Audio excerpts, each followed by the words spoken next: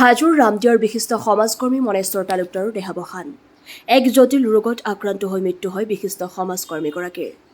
অসম চৰকাৰৰ জলসিঞ্চন বিভাগৰ অৱসৰপ্ৰাপ্ত কনিষ্ঠ অভিযন্তা, ৰামদিয়া হিতসাধিনী সভাৰ প্ৰাক্তন সভাপতি, ৰামদিয়া পুথিভঁৰাল আৰু সামূহিক সাংস্কৃতিক কেন্দ্ৰৰ কেইবাবাৰো কাৰ্যনিৰ্বাহক সদস্য, ৰামদিয়া জ্যেষ্ঠ নাগৰিক সন্মিলনৰ সম্পাদক, ৰামদিয়া আঞ্চলিক গুৰু জয়ন্তী উদযাপন সমিতিৰ উপসভাপতি, শ্ৰীমন্ত শংকৰ কৃষ্টি বিকাশ মন্দিৰ আৰু বগৰীবাৰী সত্ৰৰ একনিষ্ঠ সেৱকৰ লগতে ৰামদিয়াৰ প্ৰতিটো অনুষ্ঠানৰ আসন অলংকৃত কৰিছিল প্ৰয়াত মনেশ্বৰ তালুকদাৰে। কিছুদিনৰ পৰা এক জটিল ৰোগত আক্ৰান্ত হৈ চিকিৎসাধীন হৈ থাকি দেওবাৰে নিশা গুৱাহাটীৰ এখন ব্যক্তিগত চিকিৎসালয়ত মৃত্যুবৰণ কৰে বিশিষ্ট সমাজকৰ্মীগৰাকীয়ে। সমাজৰ হিতৰ হকে কিবা এটা কৰাৰ হাবিয়াস লৈ ফুৰা মনেশ্বৰ তালুকদাৰে ৭২ বছৰ বয়সত ইহলীলা সম্বৰণ কৰে। মনেশ্বৰ তালুকদাৰৰ মৃত্যুৰ খবৰ বিয়পি পৰাৰ লগে লগে বিভিন্নজনৰ লগতে অনুষ্ঠান প্ৰতিষ্ঠানৰ গুণমুগ্ধসকলে তেখেতৰ নশ্বৰ দেহত শেষ শ্ৰদ্ধা জ্ঞাপন কৰে। হাজোৰ পৰা কমলাকান্ত দাসৰ ৰিপৰ্ট, AIN লাইভ।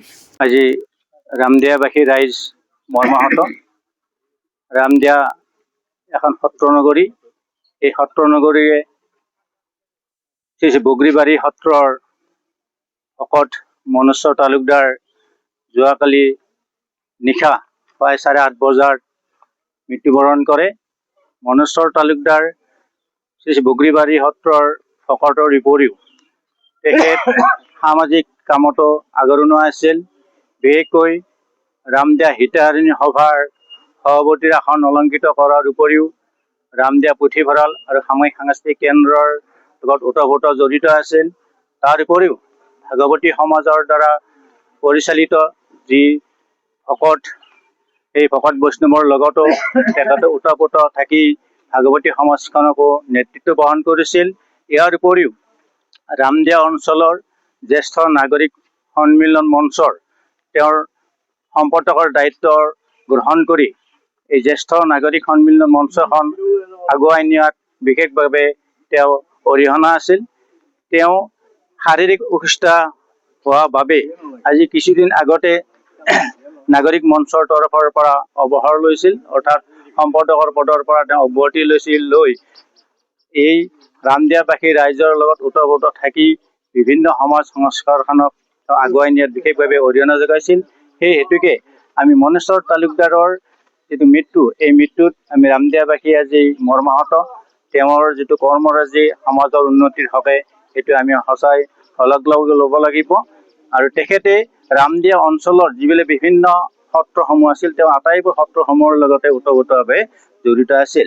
ইয়াৰ উপৰিও ৰামদিয়াৰ মহাপুৰুষীয়া সত্ৰ সমাজৰ একত্ৰিতকৰণতো তেওঁ আগভাগ লৈছিল, লৈ এই সমাজখন আগুৱাই নিয়াত বিশেষভাৱে অৰিহণা যোগাইছিল। সেই হেতুকে আজি আমি তেখেতৰ এই বাসগৃহত ৰামদিয়াবাসী ৰাইজ আহি আমি মৰ্মাহত হৈছোঁ আৰু আমি আটাই তেখেতৰ বিদেহী আত্মাৰ চিৰশান্তি কামনা কৰিছোঁ। লগতে পৰিয়ালবৰ্গও যাতে এই সমাজত সুখ শান্তিৰে বসবাস কৰি থাকিব পাৰে, তাৰ বাবে আমি ভগৱানৰ ওচৰত প্ৰাৰ্থনা জনাইছোঁ। মৃত্যুটো আমাৰ স্বাভাৱিক সত্য, তথাপি কিছুমান মৃত্যুৱে আমাৰ বাবে বহুত কিবা কিবি এৰি থৈ যায়। মনেশ্বৰ তালুকদাৰ এগৰাকী সমাজ সেৱক আছিল প্ৰধানত, আৰু তাৰে আলম লৈ তেওঁ ৰামদিয়া হিতসাধিনী সমাজ, গুৰু জয়ন্তী আঞ্চলিক মহোৎসৱ, ভাগৱতী সমাজ, ৰামদিয়া পুথিভঁৰাল আৰু সামূহিক সাংস্কৃতিক কেন্দ্ৰ, বগৰীবাৰী সত্ৰৰ তেওঁ মূল ভকত আছিলে, আৰু জ্যেষ্ঠ নাগৰিক সন্মিলন ৰামদিয়া, ইয়াত সম্পাদক হিচাপে তেওঁ দীৰ্ঘ সময় ধৰি তেওঁ সেৱা আগবঢ়াইছিল। আৰু জ্যেষ্ঠ নাগৰিক সন্মিলনত বিভিন্ন দিশত আগবঢ়াই নিয়াত তেওঁ যথেষ্ট কষ্ট কৰিছিল। কামৰূপ জিলা জ্যেষ্ঠ নাগৰিক সন্মিলনৰ তেওঁ উপ-সভাপতিও আছিলে। গতিকে এই যি তেওঁৰ এই সাংস্কৃতিক আধ্যাত্মিক দিশত তেওঁৰ যিটো সেৱা, সেই সেৱা আমাৰ বাবে, নতুন প্ৰজন্মৰ বাবে নিশ্চয় আদৰ্শ হৈ ৰ'ব, আমি তাক কামনা কৰিছোঁ। আৰু তেখেতে তেখেতৰ পৰিয়ালত তেখেতৰ পত্নী, তেখেতৰ পুত্ৰ, বোৱাৰী এৰি থৈ গৈছে। তেখেতে তেখেতৰ পৰিয়ালৰ পুত্ৰ বধূ আটাইখিনিকে সুস্থভাৱে বিভিন্ন ক্ষেত্ৰত মকৰলৰ হোৱাৰ পিছত তেখেত এগৰাকী কৃতকাৰ্য অভিভাৱক বুলিও আমি স্বীকাৰ কৰিছোঁ। তেখেতৰ মৃত্যুত আমি আটাইয়ে ভগৱানৰ ওচৰত প্ৰাৰ্থনা জনাইছোঁ।